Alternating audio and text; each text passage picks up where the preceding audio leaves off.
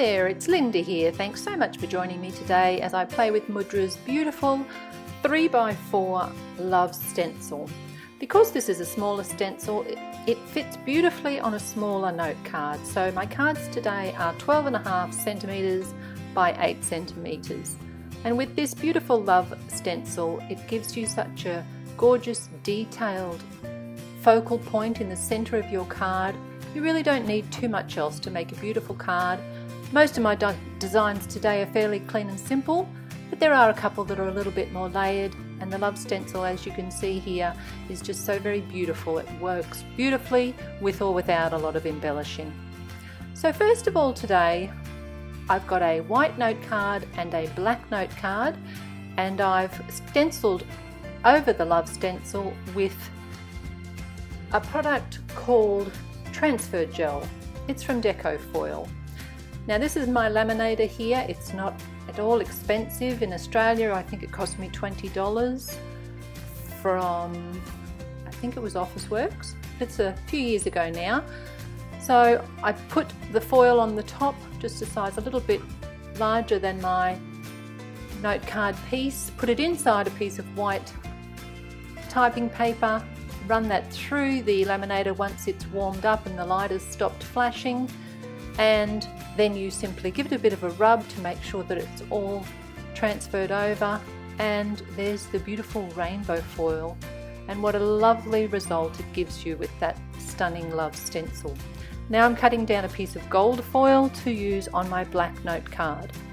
Running it through my laminator at 80 microns, that's plenty hot enough, and doesn't that look beautiful? There's so much shimmer and shine, and with just the addition of a few colourful sequins, these two note cards are all ready to go. Then I'm moving on to my Distress Oxide note card, where I have used 4 colours of Distress Oxide in the centre on the Love Stencil. I've got the white note card underneath, and I cut that with a stitched rectangle die that I had in my stash. So adding 4 colours of Distress Oxide, as I mentioned, I'm on to Cracked Pistachio here, which I do have to be careful blending it with the Candied Apple, because I could end up with a colour that I'm not too delighted with, so I'd be very careful with the blend there. I went from Picked Raspberry in the centre to the Candied Apple, then Cracked Pistachio, and last of all adding Peacock Feathers with my sponge dauber. Then I'm able to peel up the stencil, and you'll be able to see the beautiful, it's a nicely coloured but still fairly soft detail on this note card. So to punch it up a notch, I'm putting the gorgeous Mudra, let me just check the name, Indian Ornate Mandala 6x6 stencil. I'm putting that over the top and covering it with the amazing Nuvo Glimmer Paste in Moonstone. This Moonstone paste is really having a moment in the craft world. Gayatri was using it on a video not long ago. I certainly used it on a couple of videos earlier for Mudra, so I'll link those up here in case you want to go back and have a look at them. It is stunning. It gives you this beautiful clear glimmer over the top of your project, and it really does give you just a gorgeous subtle detail. As you can see, it's clear and it's so very pretty. So there is my 3rd note card for today. Now I'm moving on to my ink blended purple version, and this one I was going for a little bit more of a moody feel, so I've chosen 3 colours of Distress ink, starting with Wilted Violet, then moving on to Dusty Concord in the centre, and after Dusty Concord I move on to Chipped Sapphire.